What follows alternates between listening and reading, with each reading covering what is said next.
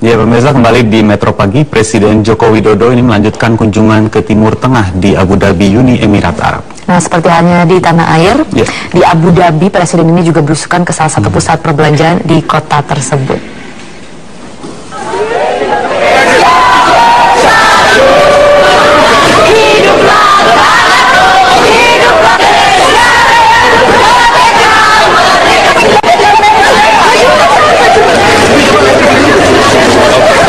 Kedatangan Presiden Joko Widodo dan rombongan disambut nyanyian lagu kebangsaan Indonesia Raya oleh warga Indonesia yang berada di pusat perbelanjaan tersebut. Mereka langsung mengerbuti rombongan Presiden. Dalam belusukannya di pusat perbelanjaan tersebut, Presiden didampingi Menko Perekonomian Darmin Nasution, Menteri Perdagangan Thomas Lembong, Menlu Retno Marsudi, dan beberapa pejabat lainnya.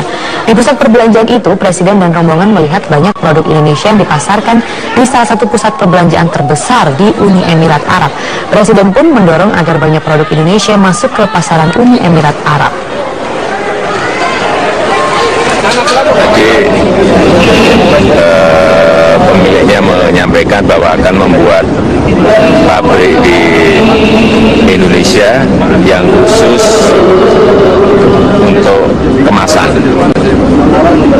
packing semuanya akan dikerjakan di Jakarta, dan itu katanya kalau itu jadi bisa menaikkan 2-3 kali lipat kuantitinya.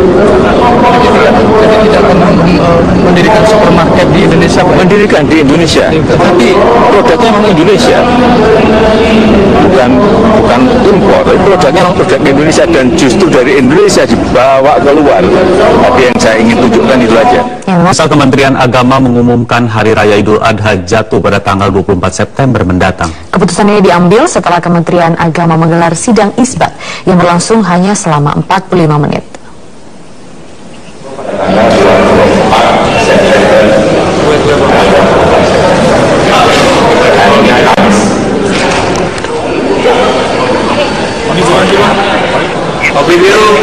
Kementerian Agama baru saja menggelar sidang isbat pada Minggu petang untuk menentukan tanggal 1 Zulhijjah 1436 Hijriah. Sidang isbat digelar di kantor Kementerian Agama di Jakarta Pusat, diawali dengan pemaparan tentang posisi hilal di Indonesia secara astronomis. Pemaparan dilakukan oleh tim Hisab dan Ruqyat Kementerian Agama. Usai pemaparan ini, sidang isbat digelar secara tertutup. Sidang isbat hanya berlangsung sekitar 45 menit. Ditjen Bimbingan Masyarakat Islam Kementerian Agama Muhammad Masasim ini mengumumkan bahwa tanggal 1 Zulhijjah 1436 Hijriah dinyatakan jatuh pada Selasa 15 September 2015. Artinya Hari Raya Idul Adha 10 Zulhijjah akan dirayakan umat Islam di Indonesia pada Kamis 24 September. Pemerintah tidak keberatan bila ada umat Islam di Indonesia yang menetapkan 1 Zulhijjah berbeda dengan pemerintah.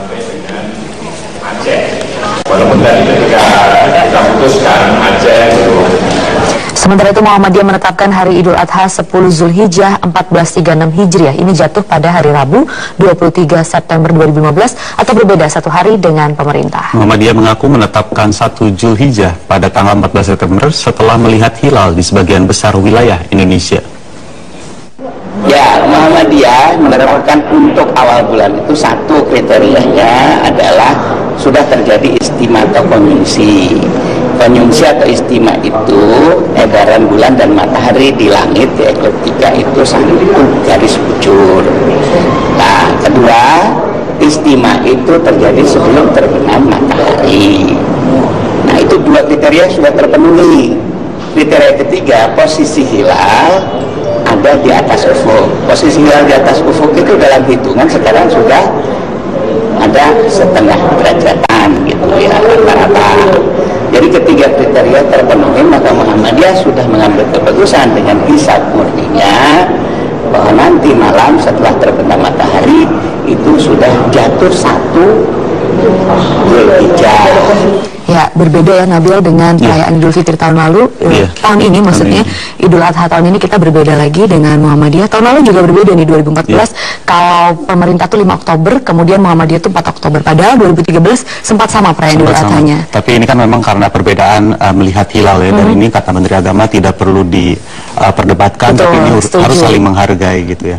Oke, dan kita masih seputar Idul Adha, meski perayaan Hari Raya Idul Adha masih 11 hari lagi, namun sejumlah sejumlah penjual hewan kurban sudah mulai bermunculan. Salah satunya yang ada di wilayah Jakarta Pusat, tepatnya di Tanah Abang. Para pedagang mengaku harga hewan kurban saat ini belum mengalami kenaikan.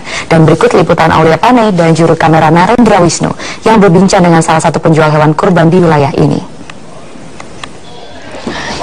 Hari Raya Idul Adha kurang dari 2 pekan lagi dan beberapa penjual hewan kurban ini sudah mulai terlihat di beberapa daerah yang ada di ibu kota. Salah satunya adalah di kawasan Tanah Abang, Jakarta Pusat. Sejumlah penjual ini sudah mulai menjajakan hewan kurban dan saya akan mengajak Anda untuk berbincang langsung dengan penjual hewan kurban yang ada di Tanah Abang. Selamat siang Bapak, dengan Bapak siapa? Pak Fatullah. Pak Fatullah, Pak ya. Ya Pak, ini sudah mulai 2 minggu lagi Pak ya, mau kurban. Gimana Pak, pembeli di sini udah mulai ramai apa belum? Ya, pembeli sih tapi baru nanya-nanya aja ya. Yang beli 1-2 ada.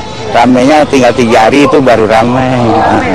Nah, ini kambing-kambing yang dijual di sini tuh kisaran harganya berapa aja nih Pak? Harganya 2 juta, paling kecil 2 juta, 2,5 hampir 5 juta. Gitu. Ini kambingnya diperoleh dari mana aja nih Pak? Dari Jawa Tengah, Jawa Barat, Jawa Timur ada. Nah, para pembeli itu biasanya yang paling sering dibeli yang ukuran berapa nih Pak? Yang ukuran 2,5-3 juta. 2,5-3 juta ya Pak ya.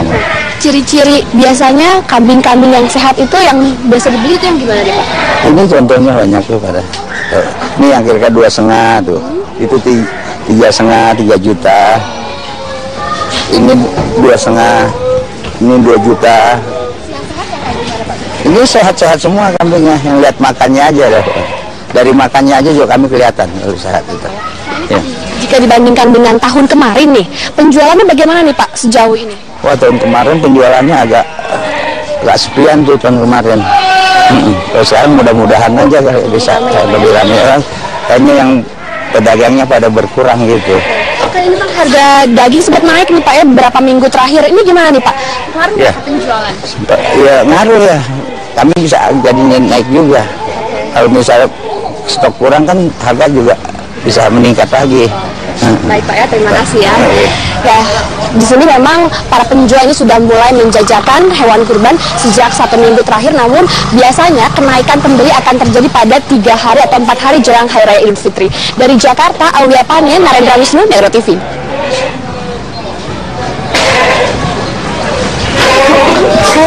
Nah, itu kalau tadi harga daging diprediksi akan naik, kemudian harga bahan pokok juga akan naik biasanya pada jelang hari raya ini. Namun ini berbeda ya dari biasanya di mana harga bahan pokok menjelang Idul Adha yang naik.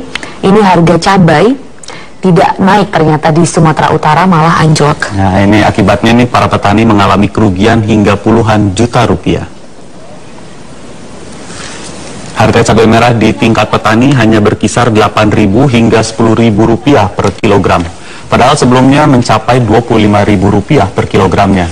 Para petani mengaku tidak mengetahui penyebab anjloknya harga cabai merah karena selama ini yang menentukan harga di tingkat petani adalah para tengkulak. Namun biasanya saat menjelang perayaan hari besar, harga cabai merah cenderung naik. Akibat anjloknya harga cabai merah, para petani mengalami kerugian karena biaya yang dikeluarkan tidak sebanding dengan harga jual.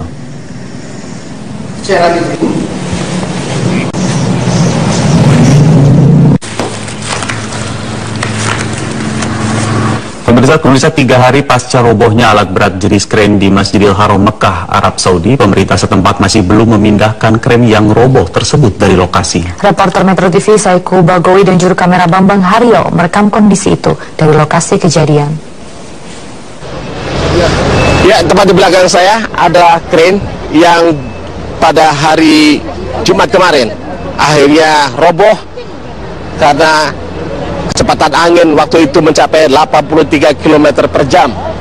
Saat ini para pekerja, ratusan pekerja yang saya lihat adalah mereka tengah berusaha untuk menyingkirkan materi-materi yang ada di sekitarnya.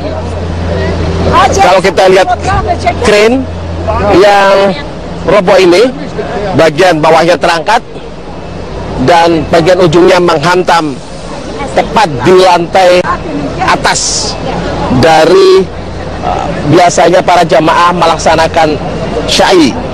Syai ini memang terdiri dari 3 lantai dan ujung dari kren ini menghantam lantai 3 dan kemudian merubuhkan hingga sampai ke bawah.